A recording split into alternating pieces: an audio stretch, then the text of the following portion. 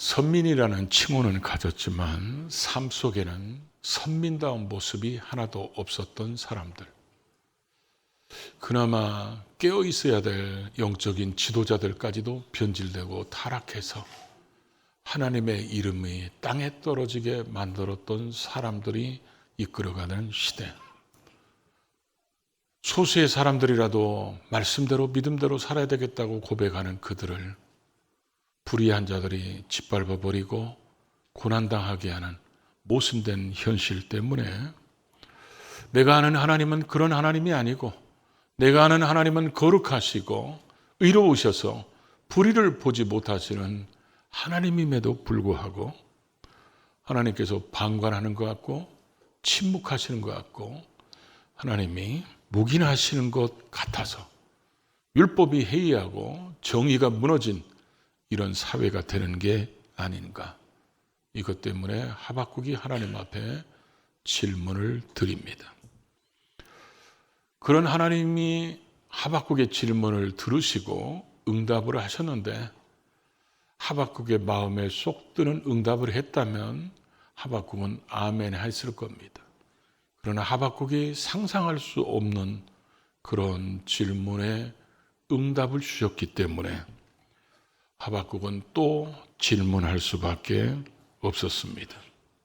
그래서 하박국이 볼 때는 아무리 그래도 그렇지 하나님 이건 아닌 것 같습니다.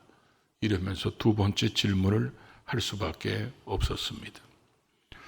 하박국의 그 두 번째 질문에는 두 가지 질문을 합니다. 하나는 타락하고 변질된 선민이 심판받는 것은 마땅하다고 생각하고 인정하지만 그 심판의 도구로 선민이보다도 더 더러운, 더 부정한 그런 사람들이 심판의 도구로 쓰임받는 것 자체는 이해할 수가 없었습니다. 예를 들어서 이렇게 얘기하면 어떨까요? 어떤 사람이 뇌물을 받은 것 때문에 구속됐어요. 이 사람이 재판을 받는데 자기가 지금까지 살아오면서 일생 동안 뇌물을 한번 받은 것 때문에 지금 재판을 받는데 이 사람을 재판하는 재판장은 수백 가지의 뇌물을 받은 것을 내가 알고 있다면, 내가 그걸 보았다면 그 사람이 재판하는 것이 옳은 재판이라고 생각이 들을까요? 아마 사람들은 이렇게 생각할 겁니다. 저 뇌물 한 번 먹은 사람이 저 수백 번 뇌물 받은 사람을 오히려 재판해야 되는 게 맞지 않나? 이렇게 생각하는 그 마음이 바로 하박국의 마음이었다는 것입니다. 자기들의 군사력을 신처럼 여겨서 다른 사람들을 짓밟고 죽이고 탈취하는 이런 사람들이 악행을 해가는 것을 하나님은 보고 계신 것이 하나님의 뜻에 맞는 것인지 그런 것에 하나님이 잠잠히 계신 것이 그게 옳은 것인지에 대한 질문입니다.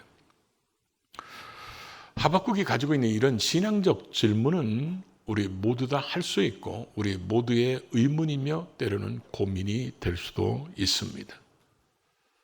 이런 하박국의 질문을 통해서 우리가 배워야 하고 얻어야 하는 교훈은 무엇일까요? 저는 이 말씀을 묵상하면서 두 가지 모습에서 생각해 보고자 합니다. 하나는 우리가 이해할 수 없어도 받아들일 수 없는 그런 의문 속에 있을지라도 하나님은 여전히 하나님이시라는 것입니다. 오늘 제목이 뭐죠? 당신의 하나님은 여전하십니까? 이 여전하다는 말은 사전에 보니까 이렇게 기록되어 있습니다. 변함이 없다. 전과 다름없다. 우리는 살아가면서 이해할 수도 없고 받아들일 수 없는 그런 신앙적 의문이 생기면 많은 사람들이 이거에 대해서 하나님 앞에 질문을 할 수 있습니다. 그런데 이 질문하는 과정 속에서 사람들이 하나님의 존재에 대한 불신을 갖기 시작하는 경우가 많이 있다는 것입니다. 이런 상황이 벌어진 것이 하나님이 계시지 않기 때문에 이런 일이 벌어진 것이고, 하나님이 만약에 살아계시다면 어떻게 이런 일이 일어날 수 있습니까? 이게 바로 하나님이 안 계신 증거고, 이게 바로 하나님이 전능하지 못하다는 증거고, 하나님은 전지하지 못하다는 그런 이유를 확실히 보여준 것이다. 그러면서 신앙의 의문, 질문들 속에서 하나님의 존재 자체를 부인하거나 하나님의 존재 자체의 그 신앙이 흔들리는 사람들이 있습니다. 그러다 보니까 이거는 하나님이 안 계신 것이 틀림없어. 이것 때문에, 이 신앙적 의문 때문에 하나님과 멀어지거나 때로는 신앙을 포기하거나 때로는 교회 다니는 것을 그만두는 사람들도 있다는 것이죠. 오늘 하박국이 왜 우리에게 주어졌냐면 바로 그런 문제 때문에 주어진 것입니다. 신앙적 의문은 우리가 살아있기 때문에 가질 수 있지만, 그러나 하나님 존재에 대한 의문은 인생에게 해답을 주는 것이 아니라는 것을 가르치면서, 우리 인생에 신앙의 의문이 생길 때는 얼마든지 하나님 앞에 물어보고, 또 하나님이 대답해 주는데 그게 또 의문이 생기면 하나님 앞에 얼마든지 또 질문할 수 있고, 그래서 하나님은 여전히 살아계신 그 존재하시는 하나님이지만 우리의 의문이 해결되지 않을 때는 그 의문은 하나님 앞에서 해결받아야 된다는 것을 우리에게 가르치고 있다는 것이죠. 하나님은 여전히 창조주시며 그는 여전히 전능자시며 우리의 삶을 주관하시는 하나님, 신실하신 하나님에게는 분명하다는 것입니다. 우리를 예수 그리스도를 주시기까지 하시면서 우리에 대한 그 사랑하신 그 하나님이 지금 우리 삶 속에 되어지는 현실적인 문제는 우리가 상상할 수 없는 그런 일이 생겼을지라도 여전히 하나님은 존재하고 계시고, 그래서 하박국은 그것을 알고 있었기 때문에, 하나님이 어떤 분인가를 믿고 있었기 때문에 하박국은 자기가 두 번째 질문을 하기 전에 내가 아는 하나님은 이런 하나님입니다. 그래서 하나님의 존재를 인정하는 고백을 먼저 하고 있다는 것입니다. 그게 12절입니다. 그래서 12절에 그 고백하는 내용들을 보면 하나님은 여호와십니다. 그분은 나의 하나님이시며 그분은 거룩하시며 그분은 절대 우리를 망하게 놔두시는 분이 아니시며 그분은 반석이십니다. 이렇게 하박국이 고백하고 있다는 거죠. 여러분, 이스라엘 백성들이 여호와 이렇게 부른다는 것은 그 하나님은 약속을 반드시 지키시는 신실하신 하나님을 이야기할 때 그들은 하나님을 여호와라고 부릅니다. 그들이 하나님을 나의 하나님 여호와, 지금 여기서 하이 이렇게 부르는 것은 My God, 그분이 나의 하나님 이렇게 부르는 것은, 우리가 하나님을 칭할 때 엘로힘 이렇게 칭하잖아요. 그 엘로힘이라는 말은 하나님 외에는 어떤 신도 존재하지 않습니다. 하나님만이 이 땅에 창조주시고 다스리시는 전능자입니다. 이렇게 고백할 때 엘로힘이라고 하는데, 그걸 엘로하이 이렇게 부른다는 것은 그 엘로힘이 나의 하나님이십니다. 이렇게 고백할 때 그렇게 부른다는 거죠. 그래서 하박국이 지금 여호와 나의 하나님 이렇게 부른 이 의미 속에는 아브라함의 하나님, 이삭의 하나님, 야곱의 하나님, 그 하나님이 나의 하나님이며 나는 그분이 어떤 분인지를 알고 나는 그분과 인격적인 만남을 가지고 있고 그분은 내 기도에 응답하시는 전능하신 하나님인 것을 나는 이미 경험해서 알고 있는 친밀한 하나님이라는 고백입니다. 그래서 내가 힘들 때 나에게 힘이 되어주시고 내가 이 땅에 태어남부터 지금까지 올 때까지 나를 기르시는 그 하나님, 남의 하나님이 아니라 나의 하나님, 그런 하나님이라고 고백하고 있다는 거죠. 그러면서 나의 거룩한 이시여 이렇게 고백합니다. 이 말의 의미는요, 하나님은 죄, 부정, 불의로부터 철저히 구별된 하나님이라는 거예요. 내가 알고 있는 하나님은 그런 구별된 하나님이기 때문에 죄와 불의와 부정을 용납할 수 없는, 묵인할 수 없는, 방관할 수 없는 그런 하나님이고, 그런 만세전부터 계신 하나님이라는 거예요.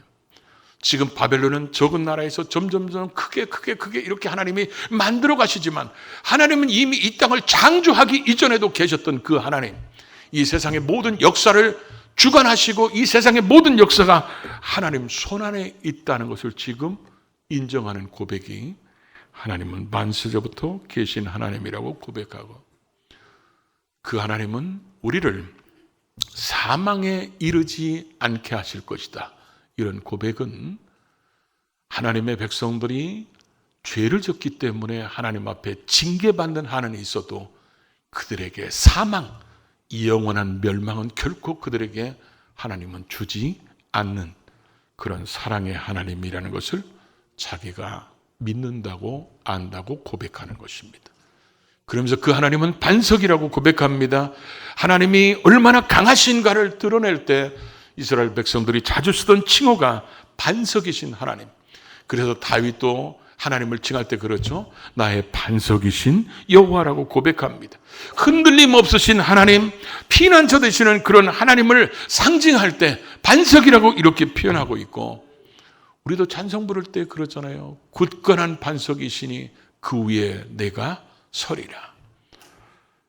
신앙의 의무는 때로 신앙의 회의가 들게 할 때도 있지만, 그렇다 해서 하나님의 존재 자체가 흔들려서는 안 된다는 것을 보여주고 있습니다. 바로 하박국의 모습은 우리가 살아가면서 하나님 정말 이러시면 안 됩니다, 이럴 수가 없습니다, 이런 신앙의 의문들이 생길 수 있지만, 그렇다 해도 하나님의 존재 자체는 부인할 수는 없다는 거예요. 그런데 많은 사람들이 신앙의 의문이 생기면 존재 자체를 부인하는 겁니다. 자기 생각대로 안 된다고, 자기 욕심대로 안 된다고, 자기 기도대로 안 된다고 하나님의 존재 자체를 부인하면 우리 인생은 어디서 해답을 얻어야 될까요? 하박국은 지금 우리에게 그걸 말하고 싶은 겁니다. 우리의 현실 속에도 내가 원하는 대로, 내가 기도한 대로, 내가 꿈꾼 대로, 내가 소원한 대로 안 될지라도, 어쩌면 우리는 올라가기를 원하는데 내려가 버리고 잘 되기를 원하는데 안 되는 그런 상황이 벌어질지라도 하나님은 여전히 살아계시며, 그 하나님은 우리의 삶을 다 알고 계시고 다 보고 계시고 다 듣고 계시다는 것을 알고 고백해야 되는 게, 그게 진짜 신앙인이라는 것입니다. 우리 삶을 한번 돌아보십시오. 여러분이 지금 계획한 대로 잘 돼가십니까? 여러분이 계획한 대로 잘 됐으면 경제는 지금 핑핑 돌아가야 되는 거 맞습니까? 그렇잖아요? 여러분이 기도한 대로 잘 되면 여러분은 아픈 데가 없어야 되는 거 맞지 않습니까? 근데 우리의 삶 속에는 지금 여전히 경제는 어렵고, 여전히 우리의 육신은 어렵고, 여전히 안 풀리는 것들이 있을 수 있다는 거예요. 그래도 여러분은 하나님이 살아계신 걸 인정하십니까? 그 살아계신 하나님을 믿습니까? 지금도 변함없이 여러분이 하나님이 여러분을 사랑한다는 것을 고백하십니까? 그러면 여러분의 하나님은 여전하시다는 얘기입니다. 이런 하박국의 질문을 통해서 우리가 또 하나 배울 수 있는 것은, 하박국이 지금 하나님 앞에 이 두 번째 두 가지 질문을 하기 전에 이 고백을 먼저 하고 있습니다. 그러면서 13절부터 우리가 쭉 읽었던 17절까지 보면 하나님께서 유다를 심판하신데, 바벨론을 통해서 심판하신다고 말씀하신 그거에 대한 자기의 이해할 수 없음을 지금 두 가지로 질문하는 것입니다. 하나님은 눈이 정결하심으로 차마 악을 보지 못하시며 패역함을 차마 보지 못하시는데, 어찌하여 거짓된 자들, 악인이, 이게 누구예요? 바벨론 사람들입니다. 바벨론 사람들이 유다를 침범하는 것은 여러분 지금 게임하러 오는 게 아닙니다. 전쟁입니다. 그러면 수많은 유다 백성들이 살해당합니다. 그들의 가정이 다 불타버리고 부모 자식 간이 다 뿔뿔이 흩어지고 처참하게 죽어가고 자기들이 가지고 있던 모든 것들은 다 탈취되고 나중에 보면 성전까지도 다 무너지는 그런 일이 벌어지고 있다는 거죠. 그런데 하나님은 의로우신 하나님이 그런 바벨론이 유다 백성들을 그렇게 살해할 때, 처참하게 죽일 때, 그들을 다 불질러 버릴 때, 그들 것 다 탈취해 갈 때 잠잠하게 침묵하면서 보시는 이 하나님이 지금 맞습니까? 이렇게 물어보는 겁니다. 하나님이 침묵하실 때 대체적으로 성경은 보면 하나님의 심판이 시작됐거나 징계하실 때는 침묵하십니다. 하박국의 두 번째 질문은 유다 백성들을 바다에 있는 고기, 그리고 다스린 자가 없는 벌레같이 이렇게 비교를 합니다. 그러면서 지금 쳐들어오는 바벨론 사람들은 고기를 낚는 낚시하는 사람, 때로는 고기를 잡기 위해서 그물을 던지는 사람, 때로는 투망하는 사람, 이런 사람들로 얘기하는데, 낚시해본 사람들은 알죠? 낚시할 때마다 손맛이 있고 재밌잖아요. 그러니까 낚시하면서 즐겁고 행복한 거예요. 그리고 그물을 던져서 많은 고기를 잡으면 이제 자기가 풍부해지는 거예요. 소득이 풍부해지고, 그러고 나서 이들이 또 그물을 털면서 또 투망을 던져서 또 고기를 잡으면 먹을 것이 풍성해지니까 여기 가서도 잡고 여기 가서도 잡고, 이 나라도 정복하고 저 나라도 정복하고, 그러다 보니까 그들의 그물은 그들의 제사가 되고 그들의 투망은 그들의 분향이 된다는 거예요. 우리가 하나님을 분향하고 하나님 앞에 제사해야 되는데, 그들이 섬기는 신은 자기 자신들의 힘이기 때문에, 군사력이기 때문에 그들의 그물, 그들의 투망은 그들의 제사고 그들의 분향인 이런 사람들, 유다 백성들이 타락한 건 맞지만 아무리 유다 백성들이 타락했어도 전쟁을 통해서 다른 나라를 침범해서 그들을 잔인하게 살해하거나 그들의 물건들을 잔인하게 탈취하거나 그 가정들을 다 나라를 뭉개뜨리고 가정을 뭉개뜨리는 그런 악한 짓은 최소한 유다 백성들은 하지 않는데, 전쟁을 일으키는 사람들의 목적이 뭡니까? 자기들의 악한 이기심 때문에 다른 사람의 인권이나 그런 건 아무 상관없이 내 욕심을 이루기 위해서 수많은 사람들을 살해하고 불질르고 탈취를 하더라도 내가 얻을 것만 있다면, 내 소득이 풍성하게 되고 내가 나를 즐겁게 할 수 있다면, 이런 악한 자들이 그렇게 유다 백성들을 짓밟아 버릴 때 하나님은 그게 옳다고 여기십니까? 이렇게 하박국이 질문한 것입니다. 하박국의 질문이 틀리다고 생각하십니까?